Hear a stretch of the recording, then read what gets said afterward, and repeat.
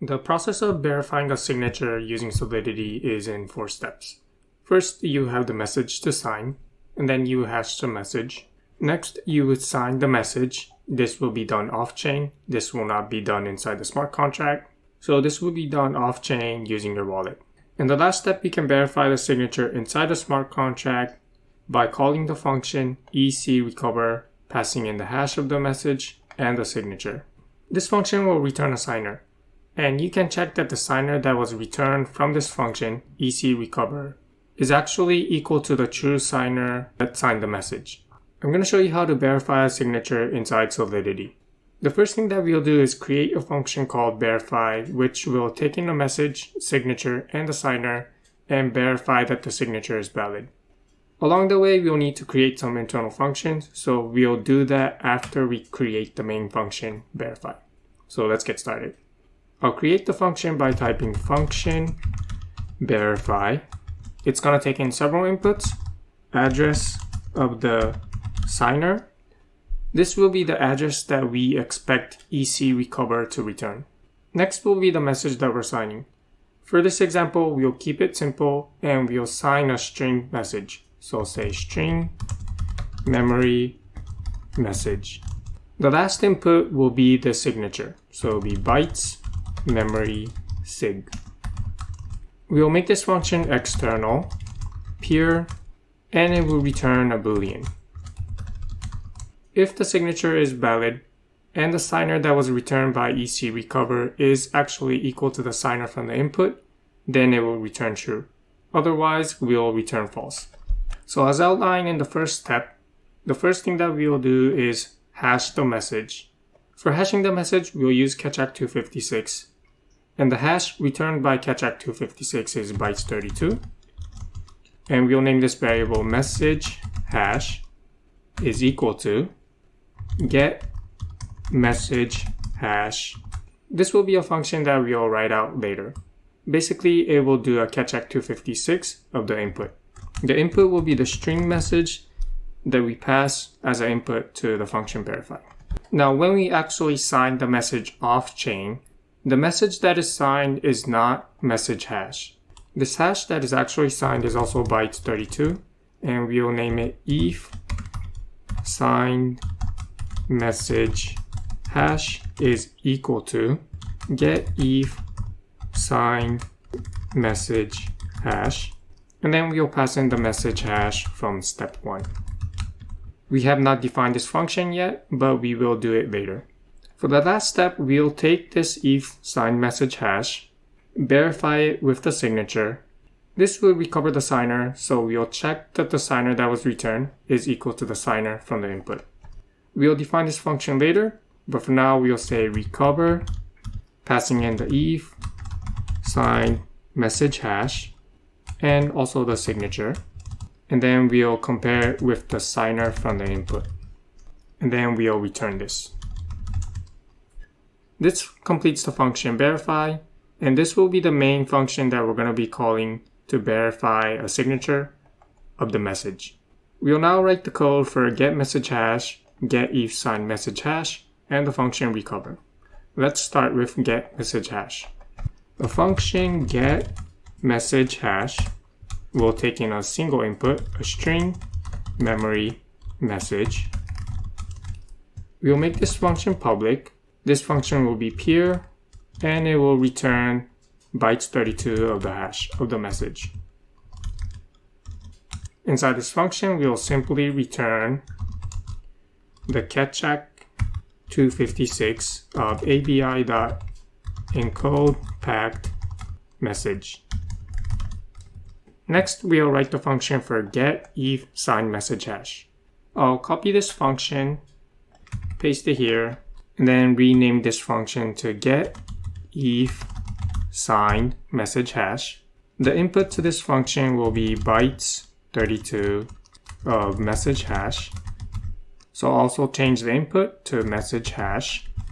Earlier, I said that when we actually sign the message hash, this hash will be actually prefixed with some strings and then hashed again.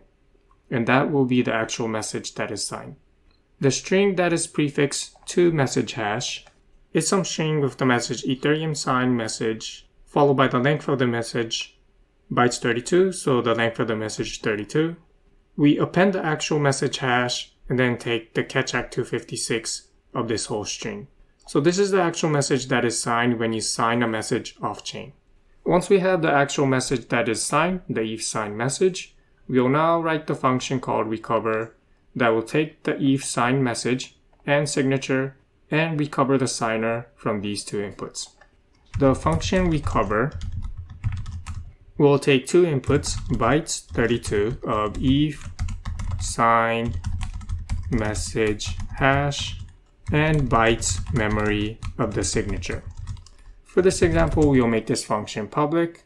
This function will be pure, and it will return the signer recovered from the signature and the ETH signed message hash. So we'll type returns address. From the signature, the first thing that we need to do is split the signature into three parts. So we'll say bytes 32 are bytes 32s and uint 8b is equal to an internal function called split, which we will define later, passing in the signature. The R and S over here are cryptographic parameters used for digital signatures. And the parameter B is something unique to Ethereum. We won't need to worry what all of these parameters mean. All we need to do with these parameters is pass it to the function called EC_recover, passing in the message that was signed, which will be ETH signed message hash, and then passing in B, R, and S. This is a function available in Solidity, so we will now have to define this function. This function returns the address of the signer given the signed message and these parameters. So we'll return the signer by typing return. And the last function that we'll write is split. How do we split the signature into these three parameters? So I'll name the function split. It's going to take in bytes, memory, sig for the input. We'll make this function internal, pure, and it's going to return three parameters. So we'll type returns bytes 32r, bytes 32s, and uint 8b. We'll do a quick check on the signature and make sure that the signature length is equal to 65. Why is it 65? Well, it is because bytes 32 is 32 length. The next bytes 32 is another 32 length. And uint 8 is 1 byte, which is 1 length. 32 plus 32 plus 1 is equal to 65. So we'll type require sig.length is equal to 65. And if it is not, we'll throw a message saying invalid signature length. Once we know that the signature length is equal to 65, we'll get the parameters for RSB from the signature sig. And to do that, we'll use assembly. So I'll type assembly. Now sig is a dynamic data. This is because it has a variable length. And for dynamic data type, the first 32 bytes stores the length of the data. That's one thing to remember here. And the other important thing to remember here is that this variable sig is not the actual signature. It is a pointer to where the signature is stored in memory. So with that in mind, we can get the value of R by typing R assigned to mload. This will load to memory 32 bytes from the pointer that we provide into this input. The first 32 bytes of sig is the length of the sig, so we'll need to skip it by typing add to the pointer of sig 32. Again, here we're saying that from the pointer of sig, skip the first 32 byte because it holds the length of the array. After we skip the first 32 bytes, the value for R is stored in the next 32 bytes. Next, we'll get the value for S by saying S assigned to mload. So load from memory, add to the pointer of sig, skip the first 32 because it stores the length, and also skip the next 32 because it holds the value for R. 32 plus 32 is 64. We'll do something similar for the value of B as well. So we'll say B assigned to load from memory, add to the pointer of sig. We want to skip the first 64 plus another 32, which stores the value of s, so we'll say 96. And then for the value of b, we don't need 32 bytes, we only need the first byte, so we'll say byte, get the first byte from the 32 bytes after 96. Now notice that I don't have to type return R, S, and B.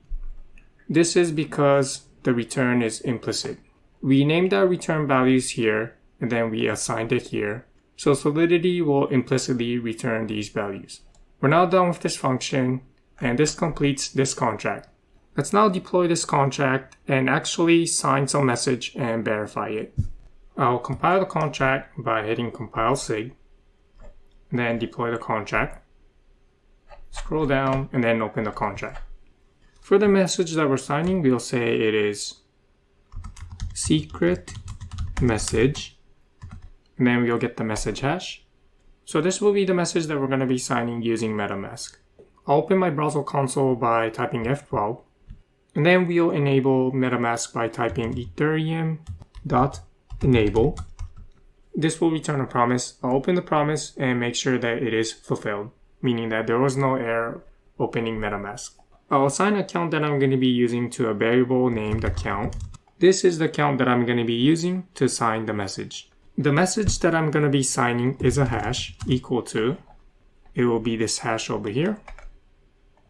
And to sign the message inside the browser console, I'll type ethereum.request. The method that I'm going to call is personal sign, and the parameters that I'm going to pass is the account and the hash. And then hit enter.